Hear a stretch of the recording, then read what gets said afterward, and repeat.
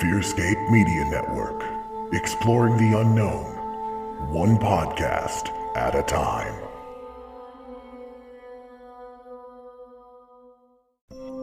Fearscape Paranormal Podcast, part of the Fearscape Media Network. Prepare to be spooked. New episodes every Wednesday on all major podcast platforms. Find out more at fearscapepodcast.com. Fearscape Media Network is your new home for everything weird and enlightening. Check out podcasts and YouTube shows covering content from discussions on horror films to the paranormal to meditation. Find out more at fearscapemedia.com.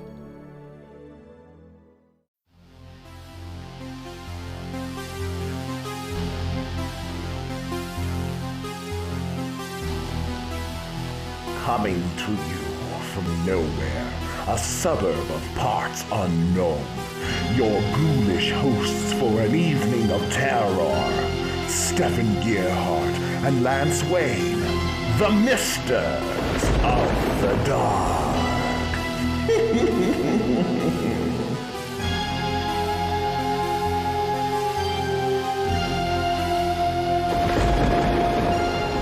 Good evening, dear friends. Welcome to another terrifying episode of Misters of the Dark. As always, we're beaming directly to you from nowhere, a suburb of parts unknown. I'm your head mister, Stefan Gearhart. And my co-mister, the man with no name, Lance Wayne, is running a little behind on account of our infestation problem. Yeah, you see, in other parts of this big blue marble, you might experience mass swarms of, cicadas, groups of pigeons soiling your newly washed car, or even the occasional storm of frogs. But here in our neck of the woods, though, we have a slightly more, how should I say, demanding problem.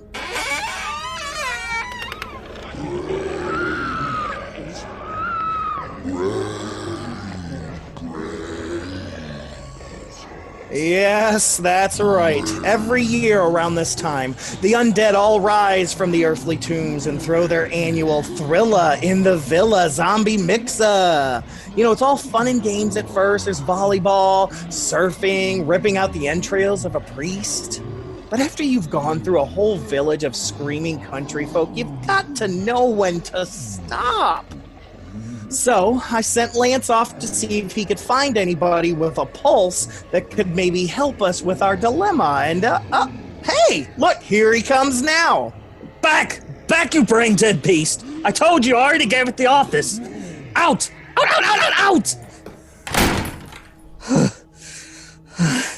It's hell out there. Yeah, well, it's not going to be much better in here if you didn't find us somebody to take care of these monsters. You shut your face! I got someone.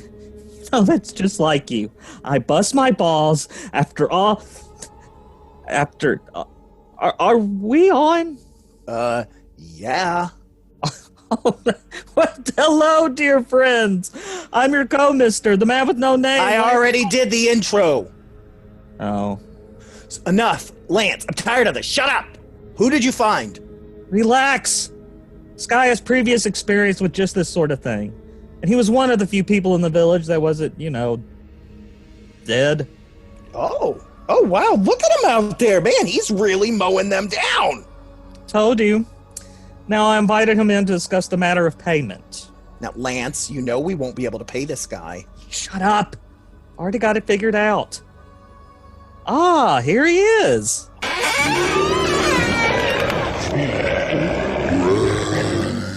Holy shit! That's Santiago Cirilo from Walking Dead!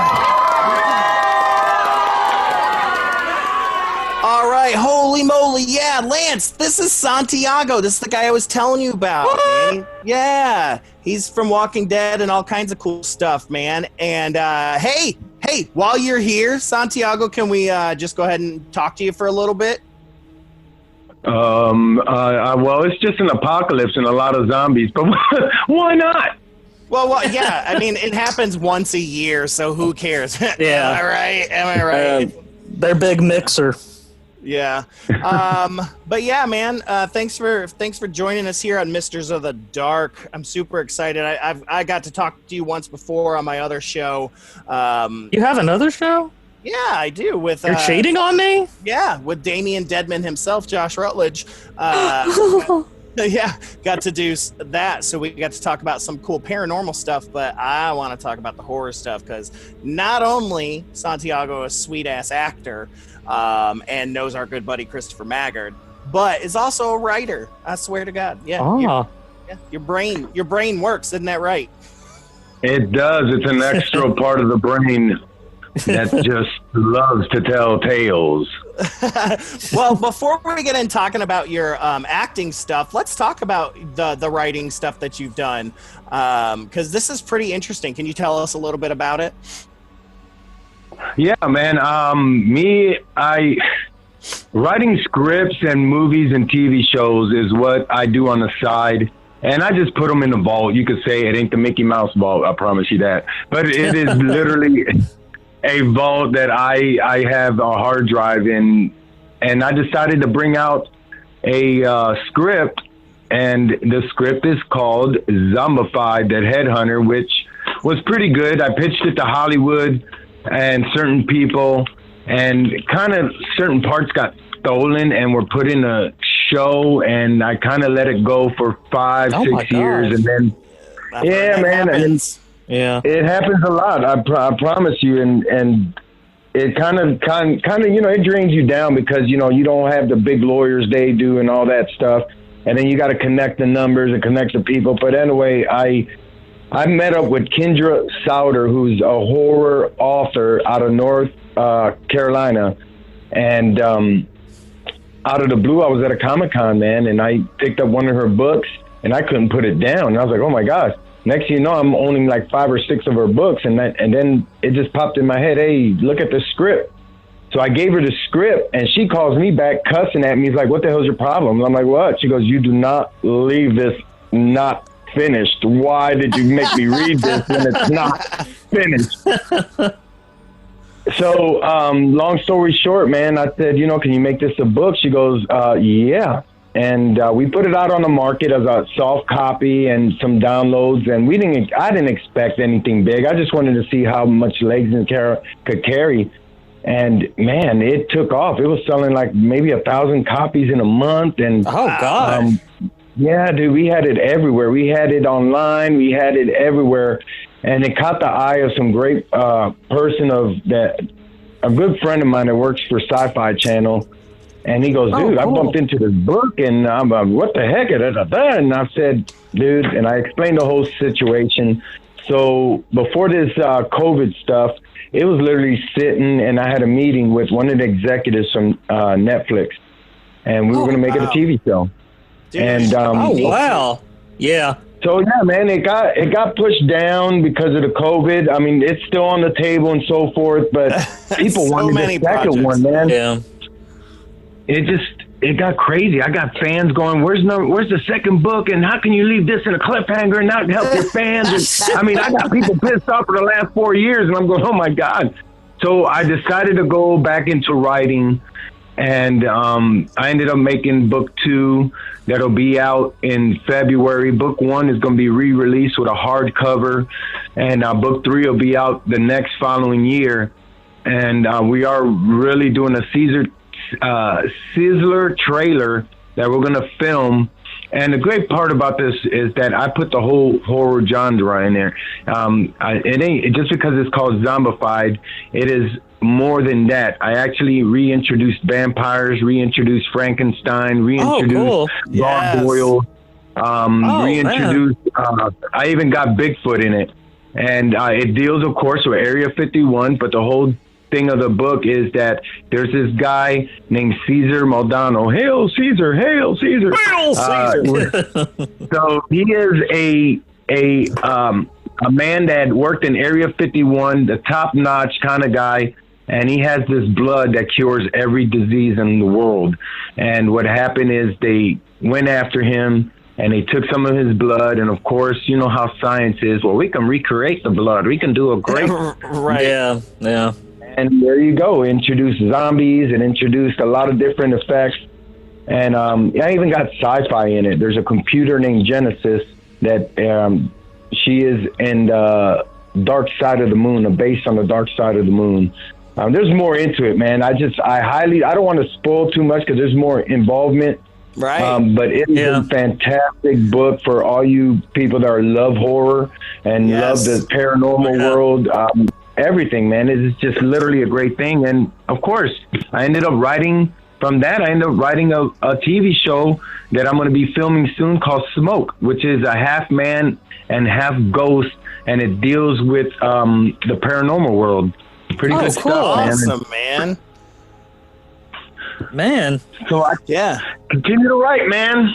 Keep doing it, man. You know, it's interesting because some of that reminds me, I've had like an ongoing dream since I was a kid that like every time I have it, it picks back up like later in my life. And it's always been around like zombies and vampires, and mostly vampires, but werewolves, the whole 9 yards. And it got to the point where like when I was in college, all of a sudden I couldn't fight them anymore. Like I had spent a time where I was fighting them. I had to learn how to fight them, but then I couldn't fight them anymore. And then they told me that they had evolved. And so like the next dream, I find this like laboratory where they're like, you know, like testing and trying to figure out ways to get the vampires to be in the sun and like all kinds of crazy shit. So yeah, I literally took that.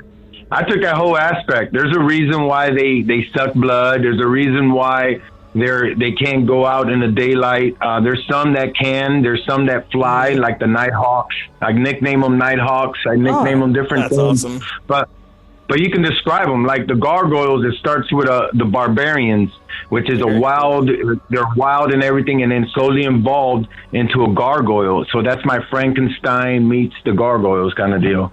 Oh, nice. But yeah, it's cool. Interesting. And then we got my zombies. There's different verses of zombies. There's, of course, your typical zombie. Then there's zombies that have a certain portion of memory that, like, hey, man, why does that zombie know how to open the door? Well, there's a reason why he knows how to open the door. He remembers it when he was human. You know, it's just crazy mind I have. And with Kendra putting in it, and then now I got Rick Prince from Sci-Fi Channel's Face Off doing some great stuff. So we're getting heavily involved in it, man, and you know we're still filming. There's other projects we're working on now. Dude, I'm excited. You know I'm a big fan, man. I just love your stuff, man. Where can people find this? Like I know on Amazon there's a couple used copies, but where can they make sure you guys get paid? Like where can they go find this? You know what? Them books, we're gonna pre-order the new books. The ones in Amazon. Those are people that are just reselling them or whatever. The company doesn't put them out or nothing. You can't order them anywhere unless they're used or somebody. But that's the soft cover. But the new cover and everything, we get pre-orders in September, and we're going to release it in time for Halloween for everybody. Actually, maybe the first week of October, it'll be out on the market for you guys to order. And please let us know. We will post the hell out of that, man. Yeah. Oh, dude, I appreciate it because it is going to be a great, great series. I call it my Harry Potter horror style of a book. Nice. That's right up my alley, man. Yeah. I'm good. Yeah. Oh, man, that sounds... That's what I thought Harry Potter needed was more gargoyles and... the Death Eaters and... I have been interested in it. Oh shit, what are they called? The Mentors? The Mentors. Jesus, man. Yeah. I don't even like Harry Potter. That's as scary as it gets, and I want more. I want more horror. This is pretty crazy, man. The whole deal is that this book carries and covers everything. If you're of aliens, if you love the movie Alien and their trilogy and their movies, literally that's what it is. There's a sick, I call it the psych creature that implants in your head and it lives in your brain, and once it dies, it breaks out of your skull and it looks for another host. Jeez. Yeah. So that's part of the zombie part, you know. Dude, Yeah. I mean, there's so much stuff covered on it. You guys got to love it, man. And it's, of course, I don't go out. But the good part is this is what I do. I kept out, and I wanted to make sure that people like age 14 and up can read this. So I have no cuss words in it. I have no sex in it. I literally go into the whole science and everything involved in the horror part in it.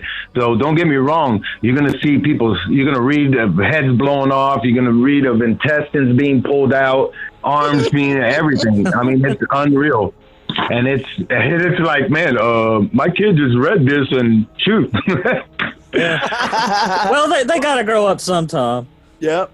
Yeah, right. I'm all about it, man. I plan on getting a copy for myself. My sister, who's a big into all the paranormal and monsters and horror stuff, and her son, like he's 11, 12, so he's like, he'll eat this up. He loves this stuff, man. So you that's awesome. You definitely got some pre-orders coming. So. Dude, you guys are fantastic, man. I appreciate it. Well, I just let you guys know right now. Nobody knows about this, but I have me and my business partner have signed a deal, and we have been contacted by a freelance. I want to make sure I don't say his name because I don't want to spill the beans yet about it. Right. But he is a DC and Marvel freelance artist and does Archie comics, does the DC and Marvel. And he loved the project so much. He goes, man, I can't put this damn book down. And I said, I don't know. It's an infection. Yeah. So he's gonna turn it into a graphic novel. So we're gonna actually see it. Oh, so yeah. Awesome. Even better, that is part of the deal. When you guys buy the book, you guys get a discount and everything for the graphic novel, and or if you guys just want to get the graphic novel, so forth. But it isn't going to be. I just got the license and the copyright for it, so I'm going to sell toys, merchandise, you name it, man. You're the George Lucas of the horror world now, my friend. Yeah. That's what I want. That's what I want, man. And well, right now, as you guys know, I'm big in the paranormal world. Right. And that's been something in my life since I was a kid, you know. And as you guys know, most of the times, back in the days, I was born in 73 and raised in the 70s and 80s with a church house. I call it the church house because I didn't see a Disney movie till I was 18. I was just taught the Bible.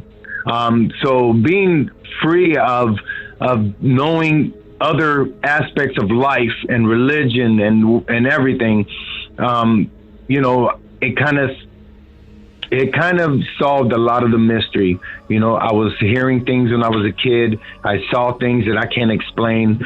It just kept on. And I think one of the reasons is I was bullied, on my childhood to teenage, even adulthood, and I tried to kill myself 5 times. I literally did everything possible to try to kill myself, and it didn't work. And through that time, I've changed my life. I put more positive energy. I put more hugs and laughter, and you know, I opened the door more to people, and I've been talkative and try to help other people in their situations, and it attracted a lot.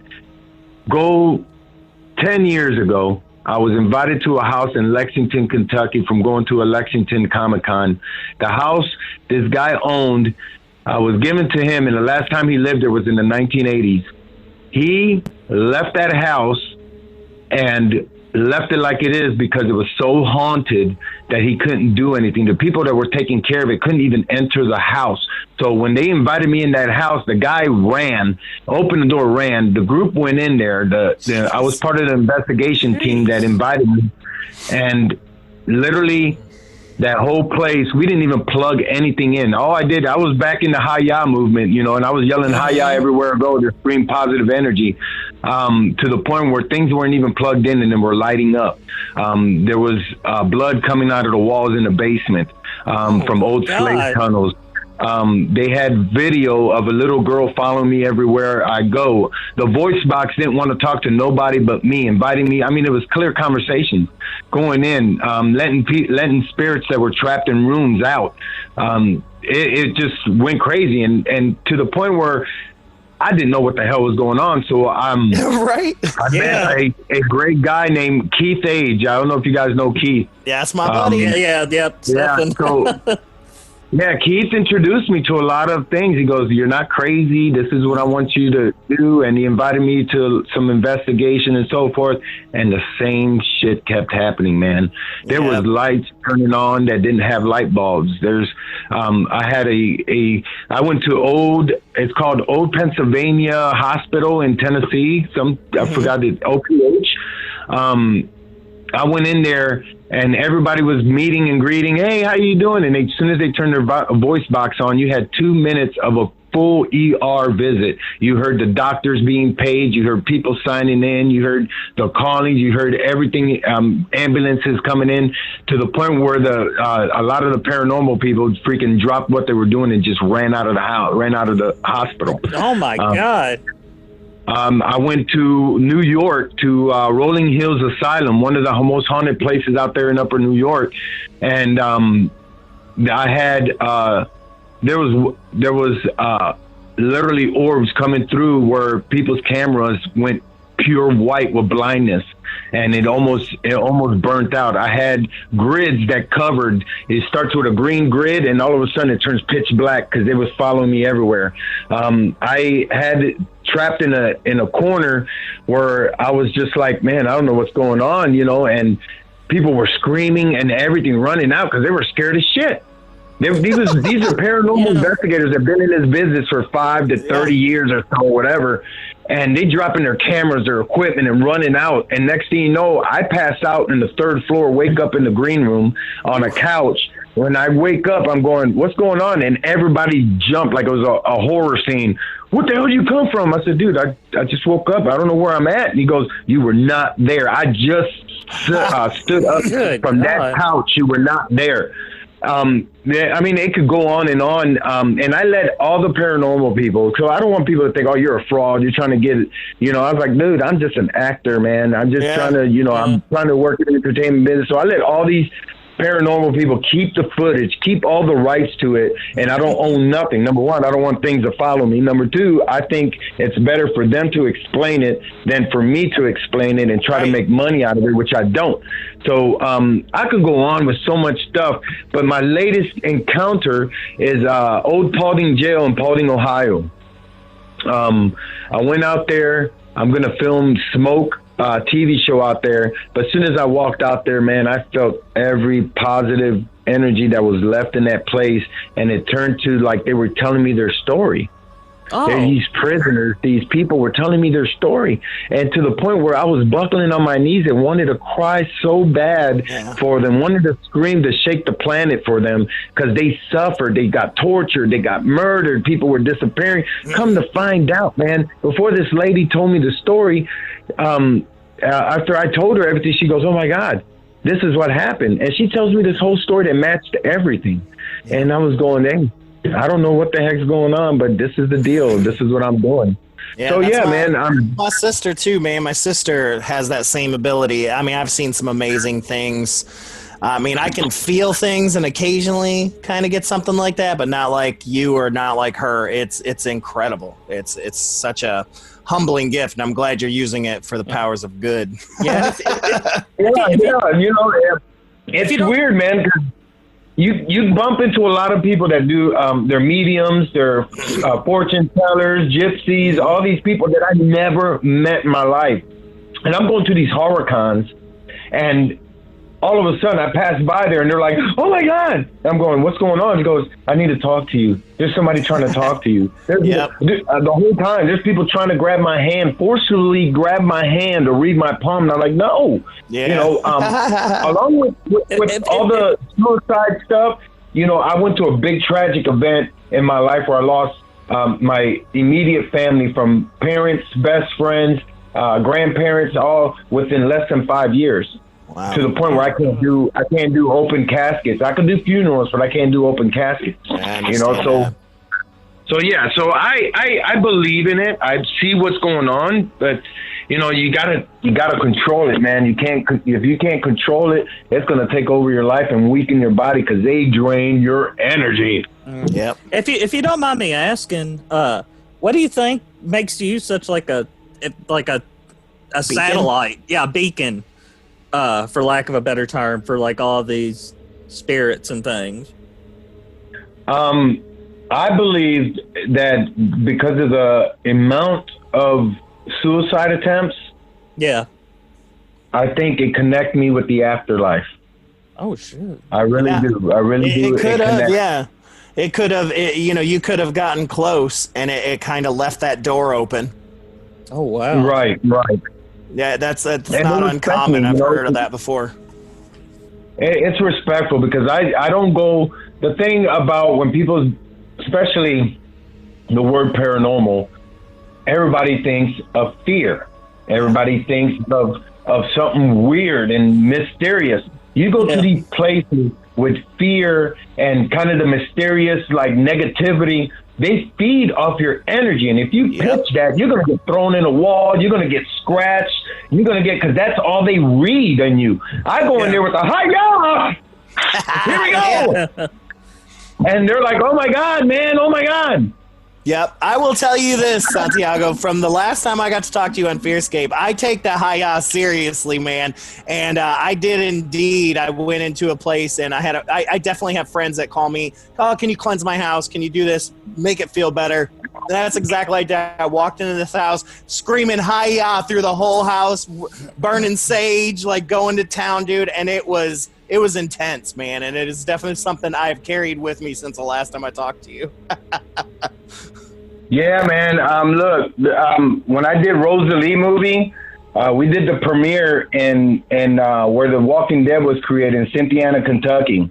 Right. The Walking Dead family welcomed me with open arms. I was in their Airbnb house. They had their breakfast house and old house and everything. Already I felt the energy. Once I went to this theater and we did the introduction and everything, once the lights went out, immediately somebody screamed and was scratched, and they were saging her like they were rolling blunts all over her. And and it was like, oh yeah, man, she was shaking, crying, makeup smeared, the whole horror effect, you know. And she goes, I don't know what the fuck's going on. I had to get this fucking thing off of me. The whole thing, and this you know. Was just and the theater? I told them, yeah, in the theater. Oh my! And I told them, and they gave me the history. They gave me the history. You know, slaves were in there, black. I mean, the whole deal, Keith man. has told me a lot about that place, man. So, I mean, it's just an attraction, and everything I do, it leaves that positive energy for months. You know, when I left Rolling Hills, the History Channel came in and did a documentary, and they were flipping out. They're like, what the hell was in here? Who left this in here? And they were, the owner was like, thank you for leaving whatever you left here, because it just went crazy here. They never experienced anything like that ever in their life. And it's a great thing because it answers a lot of their questions. Yes, indeed. Yes, indeed. Well, since we brought it up, let's talk a little bit about Walking Dead. Obviously, you know, great show, and it was cool having you on there. We know one of my favorite things, because I told you I was one of the dudes that signed the petition, was when you got written off the show, it was left unanswered. This is what happened. I was signed in for a reoccurring. Even come back on. So let's talk a little bit about that, and just talk about your experience on the show in terms of behind the scenes, storyline, getting to hang with everybody and all that. What was that like for you?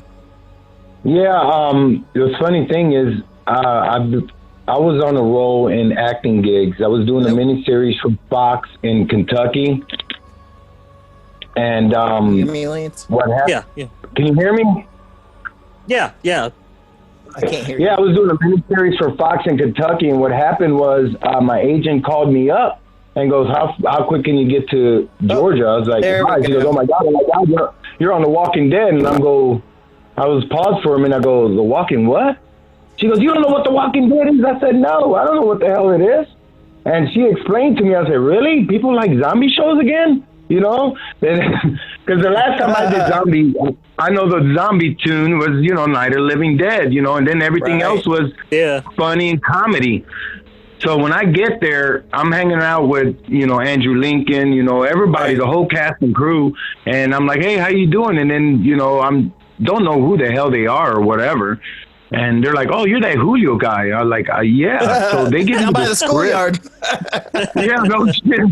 So they give me the script at the last minute, you know, and I'm memorizing lines and so forth. They promised me reoccurring role, and then that was during the time when they were going through lawsuits, through executive producing and everything. Yeah. So 1 minute I'm going to be there again, next minute, you know, no, I'm not. And so I just let them deal with their thing. But yeah, man, it got, you know, from a featured role. There's scenes there that weren't put in that I'm more involved in. Sure. But, you know, it is what it is. They still got my name. I still got their number. But there's a lot of works with The Walking Dead that is still open for me to come back. So, yeah. So, man, it's a good thing. It's a good thing, and it led me to a lot of great things, you know, doing Rosalie and everything else, you know. It had to be a great experience overall. Yeah. And, just recently we got to talk to Chris Maggard, you know, talking about Rosalie and all that stuff. But which you, like, you were great in, by the way. Yeah, which we'll talk about that in a second, because I want to talk a little bit more about Walking Dead, because, like, you know, those final scenes and stuff are pretty crazy, and it's like, I just can't imagine. And, you know, and I'm an actor, but I've never done anything that big before. To just, you know, be around all that makeup and all that craziness, like that had to be nuts. That had to be one of the biggest things you had done up to that point, right? Yeah, you know, at the time, Chris hired me as a special guest in it, you know. Yeah. And he knew that he was doing his first film, and he was going, you know, like, "Oh man, my lead character went out. I'm asking you, I'll give you a little extra money." I said, "Dude, you already got the project going. Why am I going to bail out? Of course, I'll take the lead role." You know, that's what and he told I had to learn that. Yeah, of course. But I had to learn that script, man, within like 2 weeks. I was there filming. I memorized my lines on set, you know, scene by scene, and working it out. And the great part is that I slept in Post Town Elementary School. I slept in there for the whole time filming. Oh my God! Yeah, everybody was freaking out because people that were like, "Yeah, if you could sleep in there, I'm going to sleep in there." Well, next thing you know, the makeup artist gets thrown on the wall. People get scratched. Yeah, everybody's moving out. Yeah. They get a trailer. Some people are, you know, getting hotels about an hour away, and I'm over there, you know, sleeping. The guy that runs the place got attacked. His head was gashed. And then they come in and wake up. They're like, "How do you sleep?" I was like, "Why? I feel great." He goes, "Dude, we got a recording of a whole school session right on top of you." Yep. Bell ringing, kids moving around, everything. Yeah. I was like, we thoroughly enjoyed it, man. We watched it, and we loved the chemistry between you and the lead. What was her name? Jessica? Jessica. Oh, man, you guys had such great chemistry. Yeah. Like, I can't imagine the person he had originally cast even being in this thing. Yeah. And dude, that's awesome. He even said the same thing to me. He said that it was a godsend having you because you fit like a key in a lock. You know what I mean? It was just perfect. Like, all you guys were perfect. And I loved seeing on the chalkboard Hi-Yah back there. I was dying. Yeah. Well, I love that. Your character, by the end of it, I genuinely felt bad for him, man. There's not a lot of people I feel bad for in some of these horror movies, but you, I was like, "Oh, that poor dude." I was just like, "Oh, God." Yeah, that's what I get for following a redhead into a horror house, and next thing you know, I'm going, "Oh my God, here I go!" Yep. You hear that, kids? Never follow a ginger into a haunted house. You learned it here. You learned it here on Misters of the Dark. Yeah. But yeah, we loved it, man. And this is where I continue to say, man, it's like, I have yet to see you in anything I haven't liked, Santiago. You are generally, like, not just a talented actor, but your personality shines through in all of that, whether it be on Nashville or whatever. Like, I just enjoy watching you on screen, and it's a pleasure, man. Man, it's an honor. I appreciate it. I've worked hard, man. People told me that I would never make it, you know, and I jumped in it at the last minute, you know, and it just kicked off. You know, I did a movie with my good friends that are Power Rangers that I grew up watching. you know, with and WWE wrestlers, you know, and I'm doing horror movies with them and Sci-Fi Channel. Next thing you know, I'm on USA Network, Lifetime, TNT. Hell, I played Dodie Fayed in the Princess Diana story, and I'm in Puerto Rican. I played an Arab guy. Yeah, I was gonna ask you. I noticed on your page and stuff, you've been chit chatting and talking a lot about OVW wrestling. What's been going on with that? Is there anything going on with that?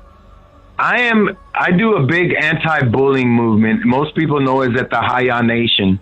And it's just bullying to me is not just physical, mental, but it's also carrying on to, you know, we got a bad heroin epidemic. We got people committing suicide. We got a lot of people not even believing in their dreams. Do you imagine you got an intelligent, someone that can cure some kind of disease or do something in life that'll change other people's world, and you tell them, no, you need to do this. Everybody has to do that, has to express their art, their gift. And I do that. I do it through entertainment. And one of the things that saved my life is comic books and wrestling. And I've been an independent wrestling fan for years, before WE, before everything. That's us too, man. I go to all these wrestling. Al Snow is a good friend of mine. I can name everybody in the market that I knew when they were working in garages and everything else, you know, and gyms and stuff. And next thing you know, they're my friends and they're big out there in the market. But I continue to not forget where I'm from, and I know the audience. So I go in there as the Hi-Yah Nation, man. I'm going to be in SPWA and Pocahontas, Tennessee. I do stuff in Mississippi. I got the Swag Wrestling in Tennessee and Middle Tennessee. I do Out of Control Wrestling up there in Jonesboro, Arkansas. There's more, projects I do, but the great things is, man, people feel that vibe. You know, these people always like, dude, we can't even sell out a show when I show up and the fire marshal comes in. Hey, we can't let too many people in. Yep. But then the fire marshal ends up enjoying the show and he forgets the numbers. That's the same thing that happens, man. Like, we both do improv comedy and stage acting and things like that. And it's like, it's that same thing. It's like that energy is like nothing else, especially when you get that. Yeah, dude. I host shows. I do live events and host shows. I host for comedy too. I bumped up the crowd. I'm the hype guy. So I hype the crowd up. Yeah. No, you're the hype guy? I go in the microphone. They introduce me. Everybody, and I stay silent for 2 minutes, and I go, there I was, butt naked on a zebra, and all of a sudden everybody goes crazy. Oh shit, that's like me, man. Everybody gets me to like open everything because I don't give a shit, man. I just want to go out there and raise the energy, make everybody feel good. Man, it's a special breed. It's us. Yeah, man. So that's pretty much it, man. And I'm carrying around and doing it from wrestling, from live shows. With the Corona thing, everything stopped. So right now I'm just writing my own tunes. I'm writing, these TVs, these movie shows. And I've been connecting with a lot of stuff for next year, horror cons, paranormal investigations. I'm working on trying to do Rosalie in Poasttown, do a movie night with Rosalie in Poasttown Elementary School. Oh, man. Awesome. So we're really trying to do some things, and at the same time, my new movie will be coming out soon called Slaughtery. It is a horror, gory, Rob Zombie type kind of deal, man. It is. You had me at some Slaughter. of the guys that. It's Slaughtery. It's a lottery, but with a twist. And I play, of course, the bad guy, of course, the lead bad guy. And what it is, it's like a family, like Texas Chainsaw Massacre, but with the people that actually saw some clips and stuff of it. They label it up there like the Terrifier. That's kind of the crazy-minded, my buddy Scott Bainey, who's the writer and creator and runs Scared City Haunted House, which we're going to do a teaser trailer in this year at Scared City out there in Jonesboro, Arkansas. And once that trailer comes out, we're going to have a global distribution all over the market, man. Amazon and Netflix, all them guys are interested in it, but we'll see where it goes. Oh Man, that's exciting, man. When do you have time to sleep? I don't, man. I really don't. No, you sleep at haunted houses. That's Yeah, right. My God. I do all this other awesome stuff, and I sleep at a haunted house. That's where I rest my head. That's what I do. You know, I'm that guy that you don't want to bet. You know, hey, I bet you can't sleep here for one night. I said, dude, I'll sleep in a park and make the ghost come out. They're like, we ain't sleep in Santiago Park too much. Pew! So awesome, man. I mean, what fantastic stuff, man. I mean, like, just since the last time I talked to you, it seems like so much is going on. It was just a few months ago, and I'm excited because, I feel you with Corona. I mean, that's why we started up this podcast, was to give us more things to do, to keep pushing content and be able to still essentially perform. I mean, we got to do what we got to do. Yeah, hey, check this out. If you guys want to do some comedy get together, I know a guy out in Louisville, Kentucky that has this place called Union Station. At first, it was like one of the crazy dive bars and comedy place, but he's got it fixed up. He's turning it around, and he does comedy night, karaoke night, and he wants me to boost up the people to come in there. So I'm going to do like a zombie horror kind of theme, Halloween comedian kind of deal. That's awesome. So I'll be more than happy to get you out there, get you guys paid, and I'll host it, and you bring your friends along, man. Yeah, man. We run Improv 502, an entire school of improvisers, and we have a good time, man. So we teach improv. So who's your friend that we might know who they are? Yeah, well, Ron. His name is Ron Holcomb. His name is that Ron sounds Holcomb. a little bit familiar, but I thought it was going to be somebody. I thought it was this other dude. He just got into the business, and he goes, I don't know why I decided to buy this bar. I was like, dude, because Corona hit, and all of a sudden, he does live music. This place is freaking jamming, man, if people get to notice it. He cleaned the trash out, so it's all good. Yep. Hell yeah. Oh, okay. Yeah. I just looked him up. I do know who that dude is. Small town, man. Small town. Small town for a big city, man. That's what I'm saying. But yeah, always keep in contact with us, man. We're always down for all the stuff, man. And I love Kentucky, man. I love the people out there. They always show me love. There's nothing but great love back for you guys, man. Everybody out there in Kentucky. I continue to do a lot, as much as I can, to keep, everybody that supports me and does everything. Because look, man, I got the talent, but you guys make me shine. That's how it goes. Oh, shucks. Oh, I'm blushing. Just call me polished. But yeah, thanks, man. I appreciate you taking your time out. I know you're kind of busy. Things are crazy, and just talking to us two idiots here. We really appreciate it. For yourself. Okay, one idiot and me. Fucker. But I seem like a treated. Yeah, shut up.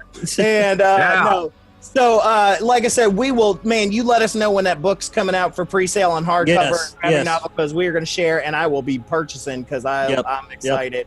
And anything else, I'm always sharing your stuff, especially on our Fearscape Media Network group page going on and all that stuff, man. We love you, man. Yep. I appreciate it, brother. Continue to pass it down, share and everything. I'm doing a short in Kentucky, a movie short in Kentucky called Bully Breaker, to hopefully give it free for all these rehab centers, all these schools, these people that are going into it. And it's one of them Hallmark type movies that actually has a ending because of a crisis we have with suicide, overdose, depression, and a lot of stuff. Wow, and it deals with 3 magical bracelets that change people's lives. And so it's called Bully Breaker. Check it out, man. Oh yeah, I'll share that for sure. I've always got my eye on your page, man. So not even worried about that. And before we get out of here, before we let you go take care of some stuff, is there anything else you wanted to plug, or any websites or anything before we go? Anybody can find me. Google me. Check out the social media. Check out Instagram, Twitter. But the main message I put out there is to tell everybody that has this voice, that can hear my voice, man. Live life. Follow your dreams. Yep. Always be you. It doesn't matter what the planet thinks about you, because it's your life. If you got that talent, if you go to a store and listen to a music, dance. Dance your ass off. Let people laugh at you. Let people point at you. You know why? Because at that moment, you're more important than what they're going through. And you're giving them a smile, you're giving them a thought, and you're making them be more positive. So express that positive energy and kill all that negativity out of your life, man. I guarantee you, you will succeed. You will succeed more than you can imagine, because if you save one life, you're going to save millions. Yep. Hi-Yah Nation at its best, man. Woo, Hi-Yah Nation, baby. This portion of Santy Live was brought to you by the Hi-Yah Nation. That's H to the I to the Y to the A to the Hi-Yah. Whoa. God. I just got blew across the room. Yeah, oh, that's your problem, buddy. You don't know nothing about blowing, baby. I love you guys, man. I'm going to head out, but I want to thank you guys for the opportunity. It's a great blessing, man, having you guys, man. Yeah, same to you, man. So if you want to, just go over to that corner over there, and we'll just let you out in a second. I am going to kill zombies, walkers, or whatever you think that's happening with the undead. And with that, dear friends, we come to the end of another delightfully disturbing episode of Misters of the Dark. As always, thank you for listening. Thank you to the Fearscape Media Network, and thank you to Corey Adams and Ashley Jones Adams from Nothing Wrong for our musical theme. Now, Lance, in regards to coming up with the money to pay this guy. Tut, Stefan. Remember when I spent that whole summer refurbishing that medieval candle vault? Yes, the basket, yes! Well, I think right now would be the perfect time to break it in. Wouldn't you agree? Yes, I totally see what you're getting at. Oh, Santiago, you've just won a one-way flight to the afterlife!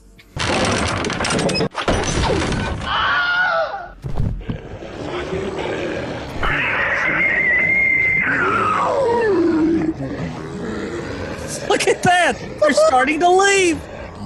Yeah! Oh boy, I'll tell you this, there won't be any fanboy theories on whether Santiago survived this one or not.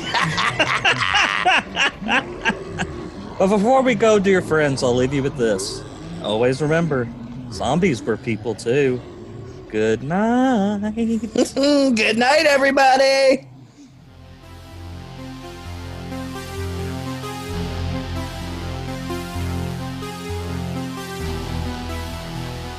Misters of the Dark, starring Stefan Gearhart and Lance Wayne, is a production of the Fearscape Media Network.